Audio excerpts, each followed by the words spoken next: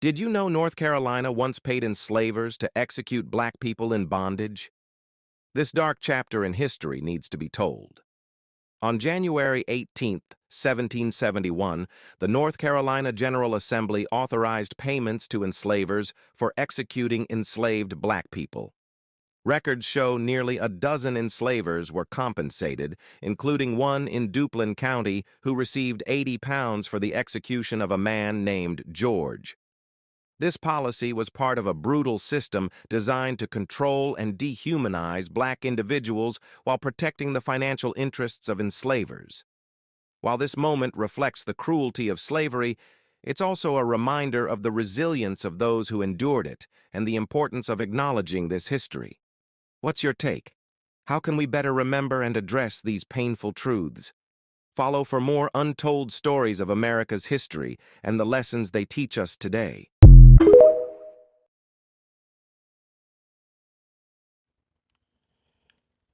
This is the book of Obadiah, chapter 1, verse 10, and it reads, For thy violence against thy brother Jacob, shame shall cover thee, and thou shalt be cut off forever. Giving all praises, glory, and honor to Yahweh, Bahashem, Yahweh Shai, Bahashem, Rahakakwadash. Double honors to the apostles and elders of Great Millstone who rule well and teaching us this 100% truth. Salutations to them and my fellow Akim who labor in this truth week in and week out on the highways and byways.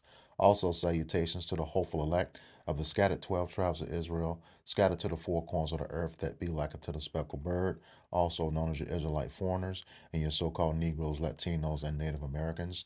To you, I say Shalom.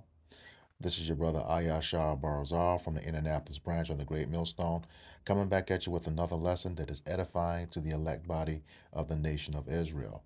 All right. Once again, we have another installment of our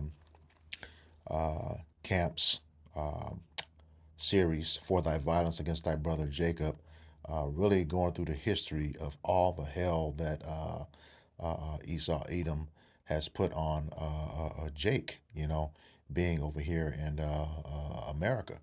And I have this story here from this website I found called EJI.org, and it really looks at the entire calendar year. Very interesting website I found.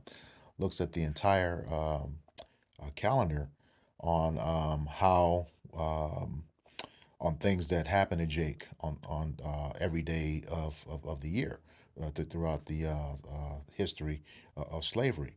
But before I get into that, I just want to declare fair use, fair use, fair use. It was at the beginning of the video in writing.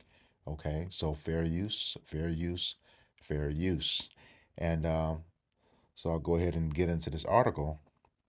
It says, white enslavers received money for execution of enslaved black people in North Carolina. On January 18, 1771, the North Carolina General Assembly approved the disbursement of public funds to enslavers as compensation for the executions of black people they held in bondage. Nearly a dozen enslavers received money from the state, including a white man in Duplin County who was given £80, the equivalent of over $18,000 today, following the government-led execution of a man he enslaved by the name of George. And I emphasize that government-led because to this very day, Jake is still looking for the U.S. government to provide help when they had a clear hand in our demise. We show you this every week doing these videos, okay? The government, all right? The legislators. That brings to mind Isaiah 10 and 1. And it reads, Woe unto them that decree unrighteous decrees and write grievousness which they have prescribed. Okay? The woe unto them, destruction unto Esau Edom, the so-called white man who is the wicked, according to Malachi 1 and 4. Okay? The devil that's roaming this earth right now. Okay? It says, woe unto them that decree unrighteous decrees. And that was an unrighteous decree. that write grievousness, things that give us grief and more than grief, death, okay, that they prescribe. So they was writing these things ahead of time before they did them, okay, to turn aside the needy from judgment, okay, just unfair judgment, okay, and to take away the right from the poor of my people, that widows may be their prey and that they may rob the fatherless. So yeah, just destroying the people of the Lord, okay, who is Israel, his chosen. All right, the water Yahweh Shem Yahweh Shai. All right, so yeah, unrighteous decrees. They're always writing laws to keep Jake, keep their foot on Jake's neck, you know, either to hold him down or cut his life off. All right, back to the article.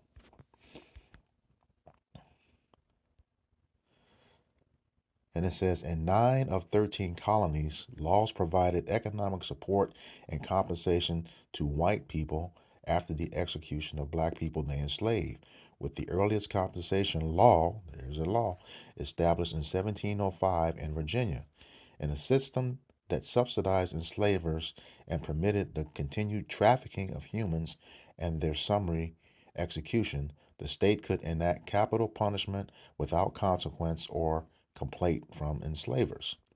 For decades, if an enslaved person was executed by the state, or if an enslaved person died from injuries induced during any other corporal punishment, enslavers could receive an uncapped sum of money and up to 80 pounds by the late 1700s in North Carolina. That's fucked up, to put it lightly, you know. Consequently, between 1734 and 1786, the North Carolina government authorized the execution of 86 enslaved people that involved compensation to enslavers. Critically, these executions were carried out without any formal legal process. All right, man. So going back to that Isaiah 10 and 1. All right. Says North Carolina Slave Code of 1741 denied enslaved people their right to due process. Yep. Founded in the belief that enslaved people were not suitable for the legal system. And that's today. All right. That's today. But that's that unrighteous decree once again. Says enslaved people were tried before a tribunal composed of enslavers who were quick to deliver convictions and punishments, often on the same day.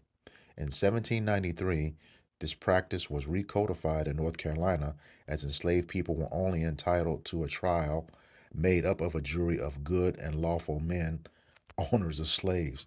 That's some bullshit. That's in today's terms. When Jake is executed by the police, we investigated ourselves and found ourselves not guilty. Same concept. That's the thing with Esau. It's the same playbook over and over and over again. All right. It goes on. Before imposing execution, the enslaver tribunal assigned a monetary amount that would be given to enslavers. Half the claims approved by the North Carolina General Assembly on January 18th came in the wake of executions of enslaved people who committed felonies, which were loosely defined and took the form of petty crimes, arson, witchcraft, or attempts to escape bondage. And that, you know, what was that guy? Samuel Cartwright came up with that mental illness term called drapetomania, because slaves no longer wanted to be in captivity. All right. Yeah, this Esau, you got a lot to pay for. All right. It goes on. In the wake of these executions, on January 18th, North Carolina dispersed nearly £1,000, or the equivalent of $230,000 today, to enslavers following the execution of 13 enslaved people. And this basically, this article just goes in a little bit more detail. Um, that the short clip I used at the beginning of the video, the clip that was declared for fair use. But, in that clip, there's like, what can we do better to remember these truths? It don't matter, man. You got to pay for those truths. Point blank, period. Esau, Edom, the so-called white man, has to pay for what he did. You know, this is the book of Revelation, chapter 13.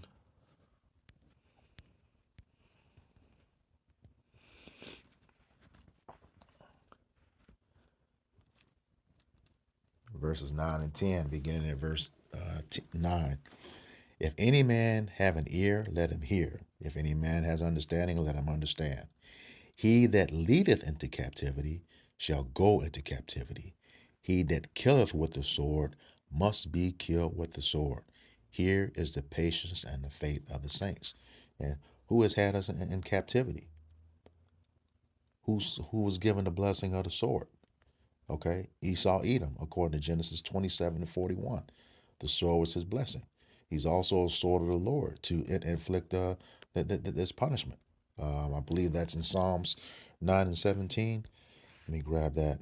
Book of Psalms 9 and 17. No, that's not it. Wicked sword.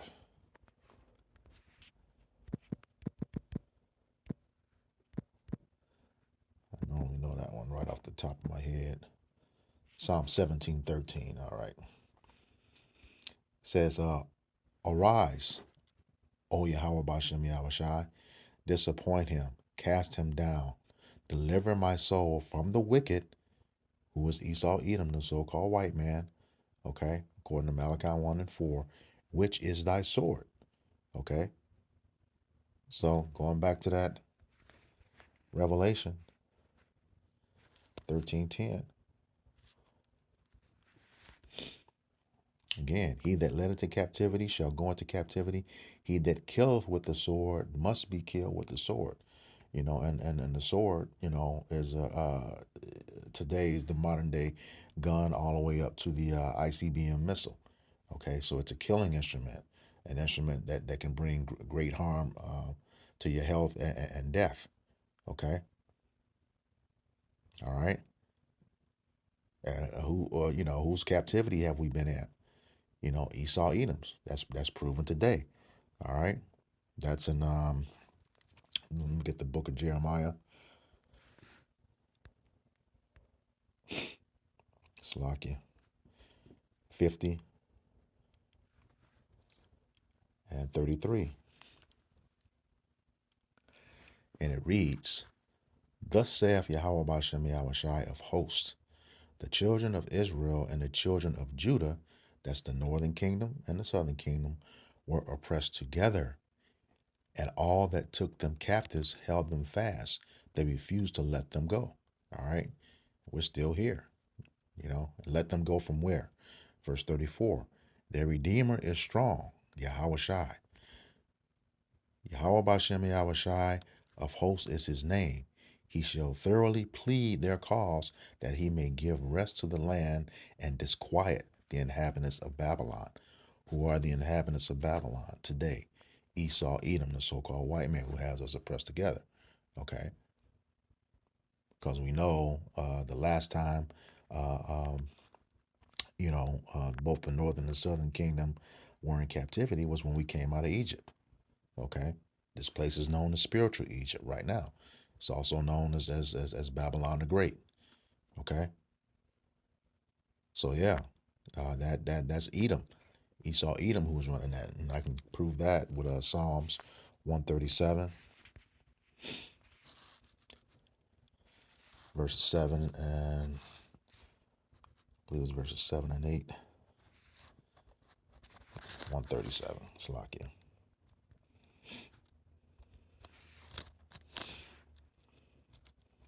God. It says, it reads, "Remember, O Yahweh Bashem Yahushai, the children of Edom in the day of Jerusalem, who said, raise it, take it down to the foundation, destroy it. Raise it, even to the foundation thereof. O daughter of Babylon, who art to be destroyed, happy shall he be that rewardeth thee as thou hast served us." All right, Babylon. associated with Edom. Edom helped destroy our temple, you know, and our vessels in ancient Babylon, but we were not in this in captivity. That was under the Chaldeans, okay? Not Esau, Edom. So this is a prophecy right here. Babylon the Great, aka America, says, happy shall he be. Okay, who's the he? The nation of Israel. All right, going back to that Revelation chapter 13,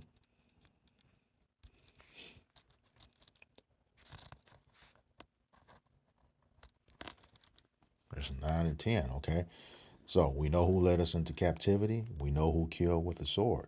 You know, here is the patience and the faith of the saints. Okay, the nation of Israel, the ones who are going to be happy when we reward them as they rewarded us. Who are the saints? The Israelites, according to Psalms 50 and 5 and Psalms 148 and 14.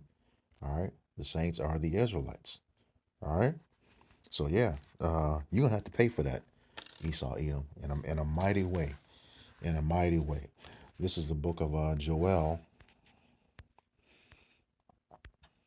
chapter 3, beginning in verse 19, and it reads, Egypt shall be a desolation, and that's Egypt, meaning the house of bondage, okay? And that's where we are right now. If, like Jeremiah 50 and 33 said, they refused to let us go. They held us, refused to let us go, all right? So, yeah, Egypt, spiritual Egypt, that's what this place is also called, spiritual Sodom and Egypt, all right? But Egypt meaning the house of bondage, okay? And Edom shall be a desolate wilderness, a waste. When that destruction comes here, it's going to burn for a very, very, very, very long time. And then it's only going to be occupied by desert animals. All right. It says, and Edom shall be a desolate wilderness for the violence against the children of Judah, which is just what this story is talking about. One of many that's out there. Okay. And some they haven't even printed. Okay. Because they have shed innocent blood in their land. Okay. That was in North Carolina, 1771. And you notice with that word, when I read felonies, it was in quotes because that's a way of saying it was some bullshit. They wanted that money. All right. Says, but Judah shall dwell forever, and Jerusalem from generation to generation. Okay, Judah dwelling forever, and Jerusalem from generation to generation. That's when we have those new bodies, have the laws, statutes, and commandments within our beings as part of our genetic fabric. Okay, and have those immortal bodies.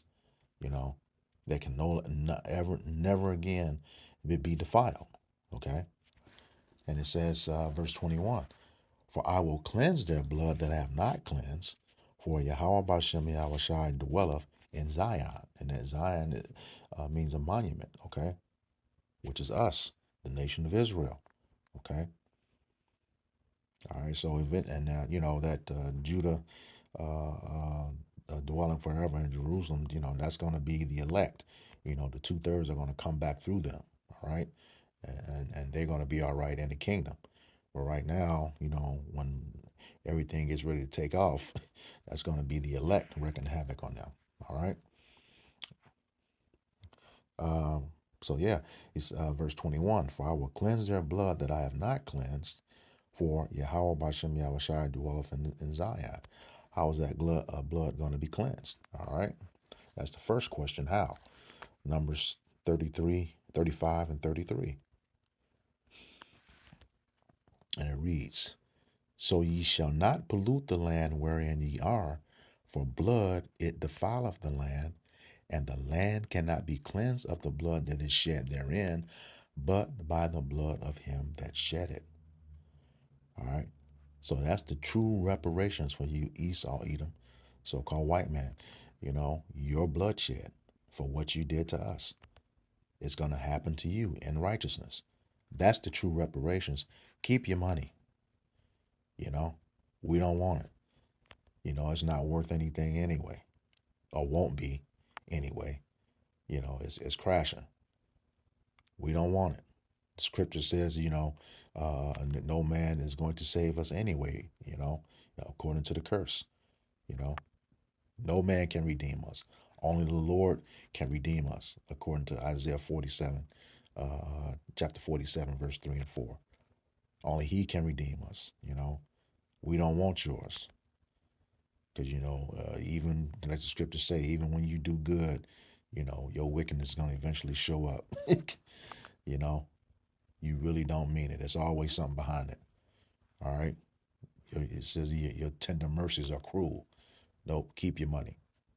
We want what the Lord said we're going to have, and that's to shed your blood just like you shed ours. Okay.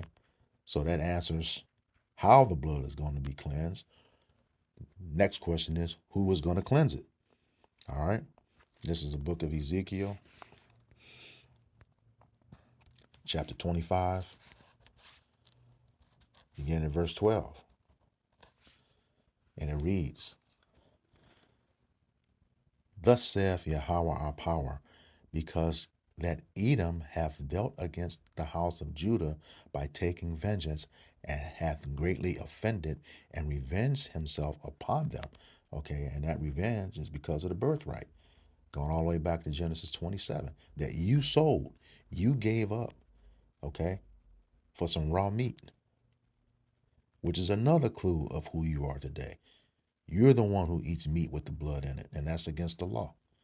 All right? You revenge yourself because of that birthright. All right? And made yourself victim. All right? You're going to start crying when you knew you sold it. Bitch. All right? That's who you are. It says, verse 13, For thus saith Yahweh power, I will also stretch out mine hand upon Edom, and will cut off man and beast from it, and I will make it desolate from Teman, and they of Dedan shall fall by the sword. See that? He that killeth with the sword must be killed with the sword. All right. Verse 14, And I will lay my vengeance upon Edom by the hand of my people Israel, or Yasharallah in the ancient Hebrew. He, Prince Power, Yasharallah. Okay.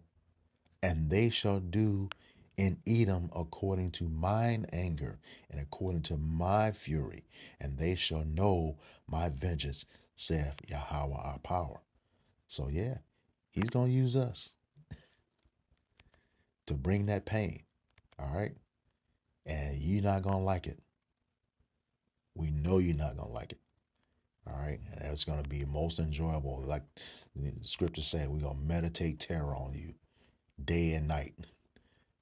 Meditate it for all the stuff that you did, and we finding out. All right, you're gonna pay for what you did. You know, we know you're gonna come down with great wrath right now. That's why you're making all these technological changes. Getting your AI ready. Putting people in places that they've never been and having them saying things that they never said. All right, that's just how wicked you are. All right, so yeah, it's gonna be by His people Israel, the whole nation. All right, when that time comes. All right, and it's real close. It's real close. All the signs are here. All right, the Lord is visiting with His chariots. The MOTB is on the table. World War III is pretty much happening right now. It's just a matter of when. All right, the famine of the word is coming. You got these spirits of vengeance. You got all this judgment going on. Hey, it's almost time. And brothers, we just gotta, hold fast and stay strong because it's gonna get rough out here. Daniel 12:1 says it would be a time like there never was before a nation was. All right, roughly paraphrasing. All right, never in time in history, the things we're gonna see. But yeah, by the hand of His people, by the hand of His people Israel. All right, yep, that's your blood is gonna be shed in the worst way. All right, this is I'm gonna back that up. Going back to the book of Obadiah, chapter 1, verse 18. And it reads, "And the house of Jacob, the southern kingdom, shall be a fire, and the house of Joseph, the northern kingdom, a flame, and the house of Esau, the so-called white man, for stubble." Esau for stubble. All right. And you say, well, that's just, that's just one person. Esau's just one person. No, Esau is interchangeable, okay, with the nation of Edom, because you're the progenitor of the nation, the posterity of it. All right, let's prove that. This is I'll come back to that. This is Genesis 36 and 1. Now these are the generations of Esau, who is Edom. That's the whole nation. All right, back to that Obadiah 1 and 18. Yep, you ain't getting out of that. All right. It says, "And the house of Jacob shall be a fire, and the house of Joseph a flame, and the house of Esau for stubble. And they shall kindle in them and devour them." Devour. Let me get that word, devour, in the blue letter.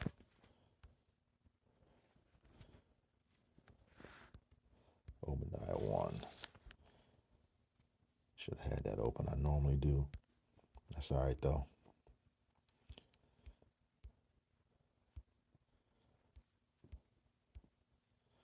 They shall devour them.